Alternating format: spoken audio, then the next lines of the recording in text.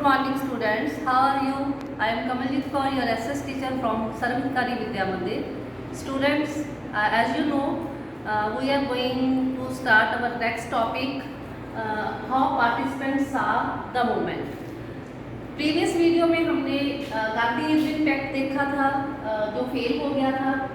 उसके बाद जो गांधी जी ने सिविल डिसोबीडियंस मूवमेंट स्टार्ट किया था, अब हम ये देखेंगे कि अलग अलग सोशल ग्रुप्स के लोग जो है उसमें कैसे उन्होंने पार्टिसिपेट किया, कौन कौन उसमें पार्टिसिपेंट्स थे, उसके रीज़न क्या थे, क्यों उन्होंने पार्टिसिपेट किया और why they feel reluctant against this movement at last. Okay, let us now look at the different social groups जिन्होंने इस सिविल डिसोबीडियंस मूवमेंट में पार्टिसिपेट किया था।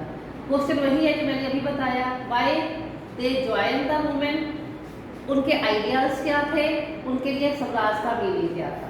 सबसे पहले कंट्री साइड वही विलेजेस वाला एरिया, रिच पीजेंट्स, जो पीजेंट कम्युनिटीज जो थी, रिच किसान जो थे, like Patidar of Gujarat, Jats of Uttar Pradesh, वो इसमें बड़े एक्टिव रहे इस मूवमेंट में। कारण ये था कि वो कमर्शियल क्रॉप्स उगाते थे, प्रोड्यूस करते थे। कमर्शियल क्रॉप्स वो होते हैं जो डायरेक्टली मार्केट में सेल होती हैं, और लेकिन सारी ये मानसून फेल होने के कारण, डिप्रेशन आने के कारण, इकोनॉमिक क्राइसिस आने के कारण उनकी जो फसलें थी, क्रॉप्स थी, हार्ड हिट हुई थी और प्राइसेस बहुत ज़्यादा डाउन चले गए थे, क्योंकि वॉर भी ख़त्म हो गई थी, तो उनकी अभी इतनी ज़रूरत नहीं थी। एज ईयर कैश इनकम जो था वो डिसअपियर हो रही थी, इसलिए जो गवर्नमेंट ने उन पर रेवेन्यूज़ लगाए हुए थे वो उसको पे नहीं कर पा रहे थे, और गवर्नमेंट जो है उसने रिफ्यूज़ कर दिया था कि हम रेवेन्यू को रिड्यूस नहीं करेंगे।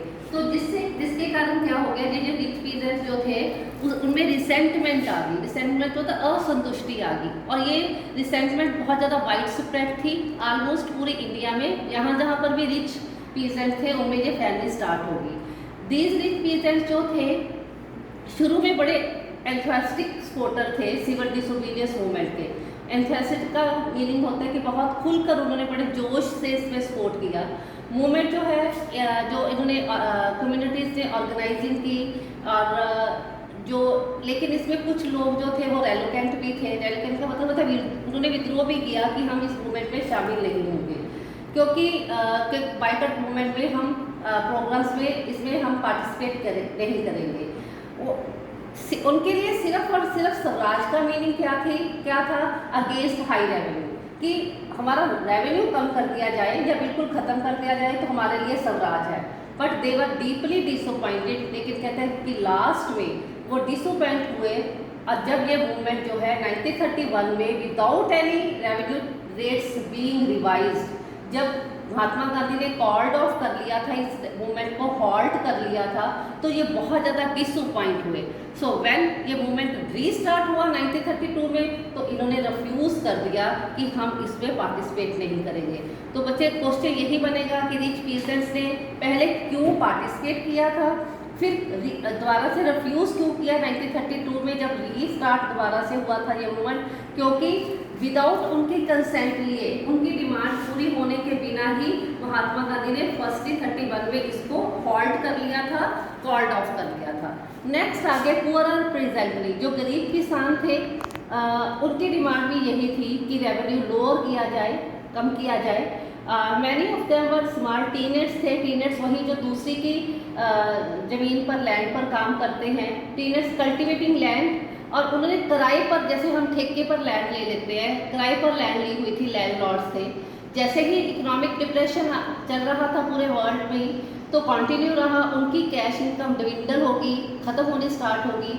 स्मॉल टीनेट्स जो थे, अब उनके लिए बड़ी डिफ़िकल्ट का सामना उनको फेस करना पड़ा, क्योंकि वो अपने रेंट जो था, ज़मीन का किराया वापस नहीं कर पा रहे थे। उनके लिए वो ये चाहते थे कि जो अनपेड रेंट है, जो लैंडलॉर्ड्स को अभी तक उन्होंने नहीं दिया, रिविटेड किया जाए, बिल्कुल ख़त्म किया जाए। जैसे हम कहते हैं फीस को रिविट किया जाए, ख़त्म किया जाए।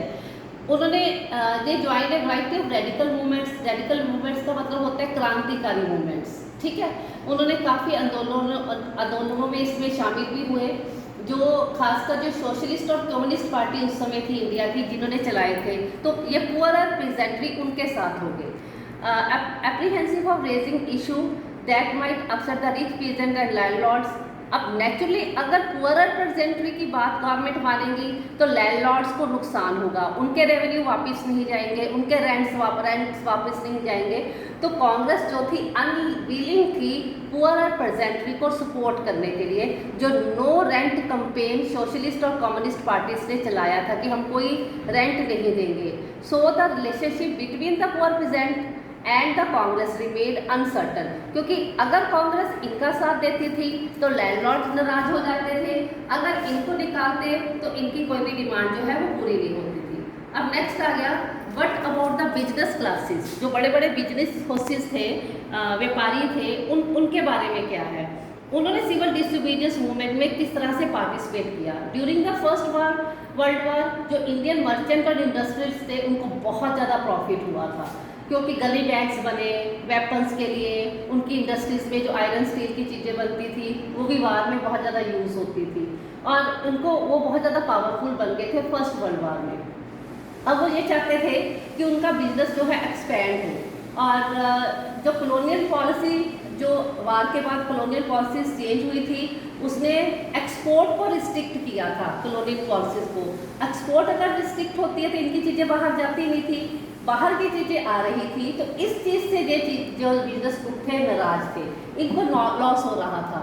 इनकी जो डिमांड थी वो ये कहते थे कि protection against import of foreign goods India में नहीं आनी चाहिए, and A rupees trillion foreign exchange ratio जो है इस तरह से की जाए। उस समय जो ब्रिटेन की जो करेंसी थी स्टेरलिंग थी, तो जो एक्सचेंज रेट था वो इनका ये मानना था कि इस तरह से किया जाए कि इंपोर्ट डिस्करेज हो और एक्सपोर्ट एनकरेज हो। ओके, तो ऑर्गेनाइज द बिजनेस इंटरेस्ट। अब बिजनेस के हितों को ऑर्गेनाइज करने के लिए उन्होंने सबसे पहले अपनी एक फेडरेशन बनाई जिसका नाम था industrial and commercial Congress. Very very important for one marks point of view से ये क्वेश्चन आपके लिए इन 1920 Indian industrial and commercial Congress in 1920 and the federation of Indian chamber and commerce and industry in 1927, जिसको फिक्की बोलते हैं। ये फिक्की ऑर्गेनाइजेशन एट प्रेजेंट भी industries और कॉमर्स और बिजनेस के लिए काम करती है। दो प्रोमिनेंट इंडस्ट्रीज थे, पुरुषोत्तम दास ठाकुरदास एंड जीडी बिरला। ये इंडस्ट्रीज थे जिन्होंने कॉलोनियल गवर्नमेंट के ऊपर जो अटैक किया, अटैक हथियारों से नहीं अपने आइडियाज से अटैक किया कि वो इकॉनमी को खराब कर रहे हैं, और सिविल डिसोबीडियंस मूवमेंट का इन्होंने सपोर्ट किया था जब ये पहली बार 1931 में लॉन्च हुआ। देखिए इन्होंने पैसा भी दिया और ये कहा कि हम जो इम्पोर्टेड गुड्स हैं ना उनको खरीदेंगे ना उनको सेल करेंगे, बेचेंगे भी नहीं। मोस्ट बिजनेसमैन जो थे उनके लिए स्वराज का मतलब क्या था, जब कॉलोनियल गवर्नमेंट रिस्ट्रिक्शंस जो हैं वो ख़त्म करेगी और सिर्फ क्या होगा, इंडियन ट्रेड ही फ्लरिश होगा। But second round table conference जैसे फेल होगी, आपको पहले ही पता है, जब महात्मा गांधी वापस आई तो बिजनेस ग्रुप्स जो थे अब जो ज़्यादातर इसमें उन्होंने कहा कि हम अब पार्टिसिपेट नहीं करेंगे क्योंकि हमारी कोई डिमांड तो पूरी हो नहीं रही।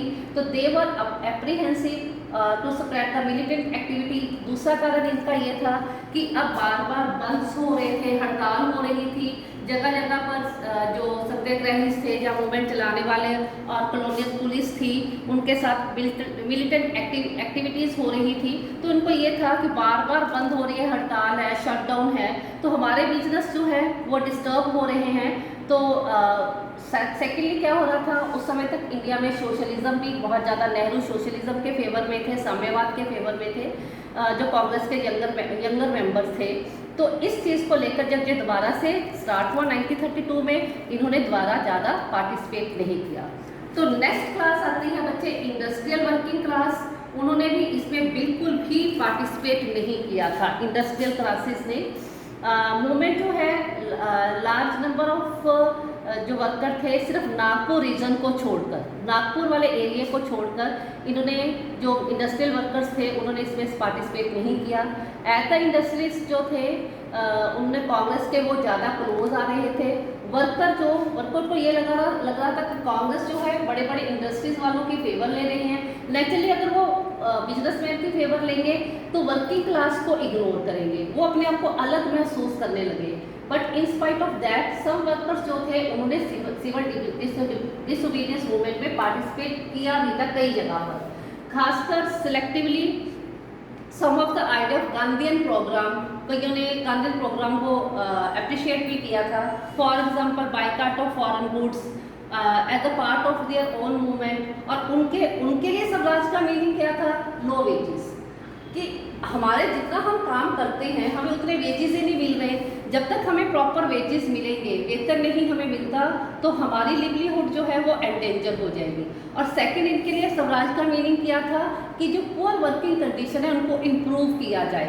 यहाँ पर ये काम करते थे सैनिटेशन, फ्रेश एयर की कोई अरेंजमेंट नहीं था, तो उसके अगेंस्ट भी ये आवाज़ उठा रहे थे।